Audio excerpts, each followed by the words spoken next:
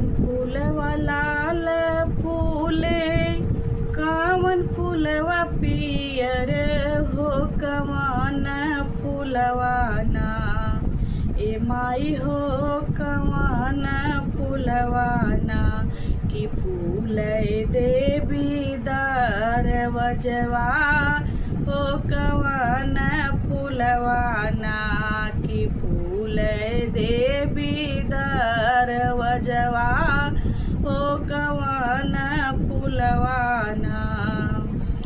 अड़हुल फूलवा लाल फूले, कनैल फूलवा पियर हो, बेल फूलवा ना हो, बेल फूलवा ना फूल देवी दरवजवा हो, बेल फूलवा ना।